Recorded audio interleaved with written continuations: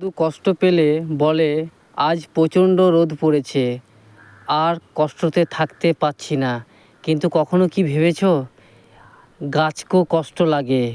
এই গাছ এত তাপে গাছ ফেটে গেছে, আর গাছের চাম ছেড়ে যাচ্ছে গাছ থেকে।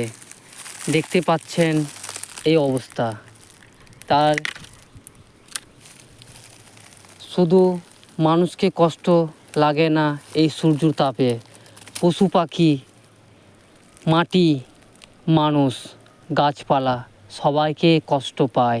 যেমন মাটি জল পেলে গাছ উৎপাদন হয়, ঠিক তেমনি মানুষ জল পেলে জীবন বাঁচে।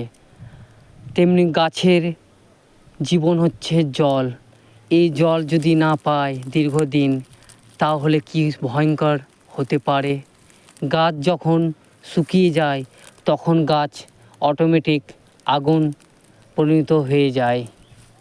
আমরা শুধু ভাবি নিজেরটা, কখনো কি ভেবেছো গাছ মাটি তারা কি কষ্টে আছে? তাদেরও তো প্রাণ আছে। আমরা আজ মাটির ওপরে রং তামাশা করছি, কিন্তু একদিন এই মাটিতেই মিশে যেতে হবে সবাইকে, ছোট থেকে বড়। তাই বেঁচে থাকতে কখনো অহংকার করতে নেই।